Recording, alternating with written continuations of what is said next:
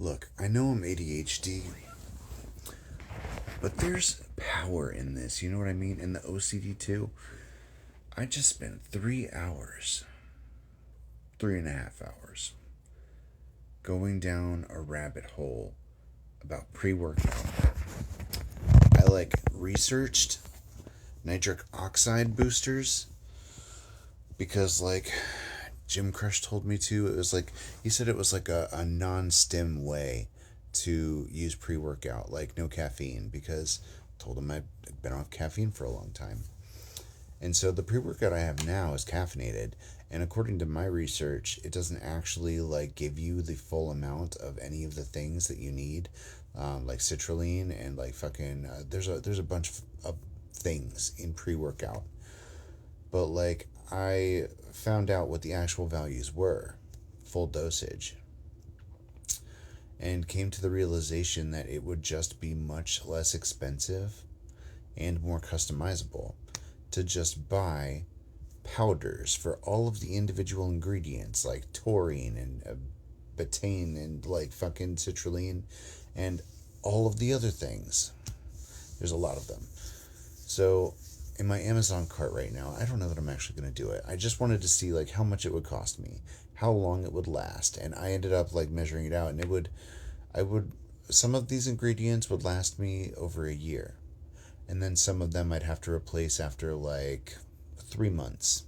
But either way, I'd be able to essentially mix my own pre workout at full dosage with or without caffeine for maximum $22 a month.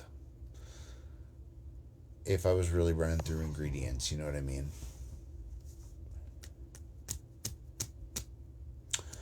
And a good pre workout, one that has full dosage, one that is non stem or stem, either way. Gorilla Mode was what I was comparing it to, and that one's what, $45 for a tub? It'll last you 30 days.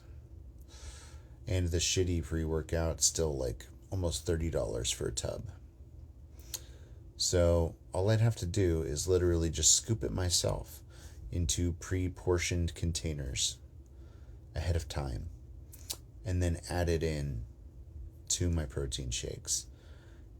If I had the space to store it, and I didn't mind doing that, having one prep day a month or something like that,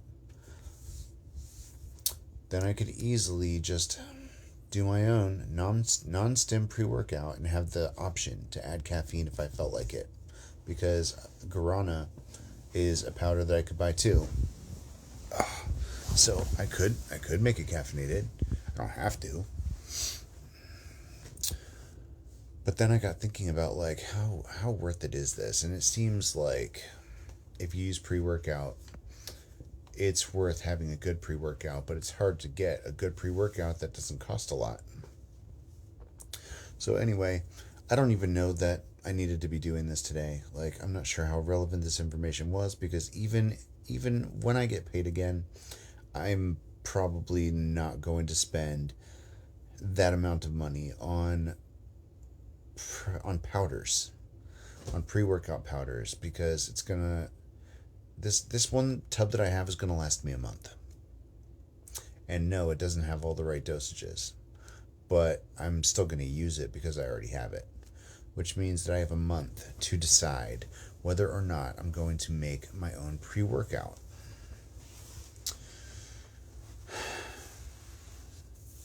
It would be unflavored, it would be simple, but it has all of the necessary ingredients that you would find in any good pre-workout or energy drink or whatever. Got all the good stuff.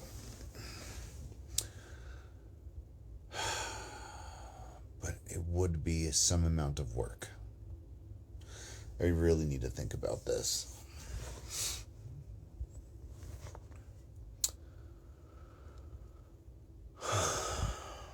Decisions. And my On This Days came up today, and there was a whole bunch of ghost videos. And I guess I didn't realize how long it had been since I've done ghost cosplay. I ended up putting all the stuff in my closet in my bedroom. I have it, it's here. But I don't know. I haven't wanted to do ghost stuff lately. I've been so focused. My goals are all consuming right now. Check this bad boy out. I don't know if you can actually see it. Can you see the bruise? That is a front raise bruise. Or front squat bruise, I mean. Not front raise. Front squat. And apparently, if you keep on doing front squats, it eventually toughens up the skin and it stops bruising. But I am basically in for bruises every time I front squat until my body gets its shit together.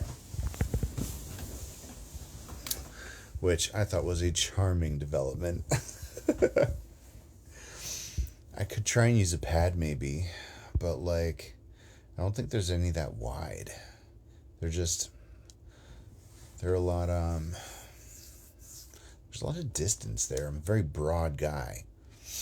I have broad shoulders, meaning my natural shelf along the arms is going to be wider than most pads that you can put around a barbell. I might just have to suck it up and be okay with that. It's just a bruise. It's just a couple bruises. Not a big deal.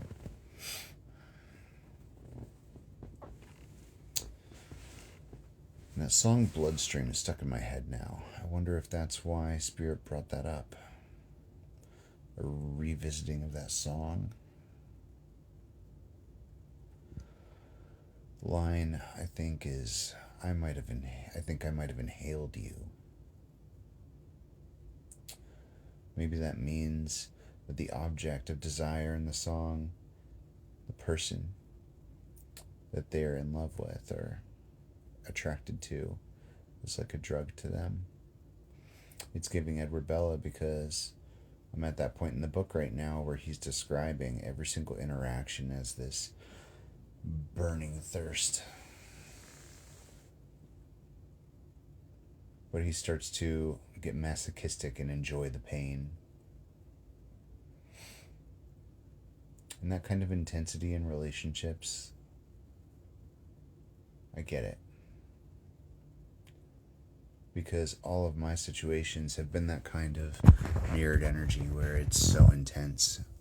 You can't always be around each other. Sometimes you can't stand each other. But you still love them.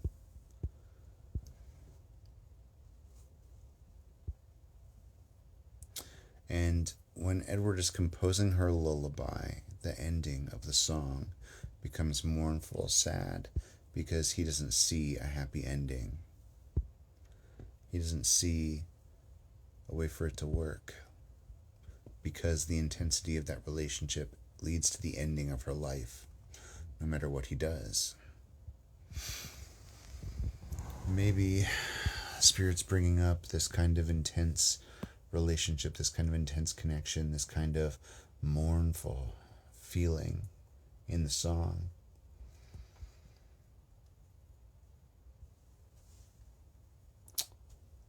Because at the end of the day, that intensity is love.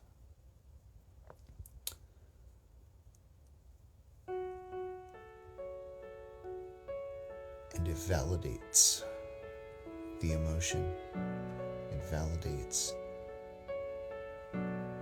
the loyalty, the desire.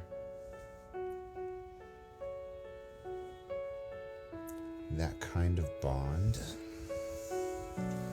is so strong, and not because of any feeling or quality by itself. It's the electricity, it's the connection, it's the chemistry, it's the magnetic pull that can't be denied, but it is felt by both people. And sometimes it's inexplicable and there's no reason. And when somebody says, "Why do you love me?" you just do. And sometimes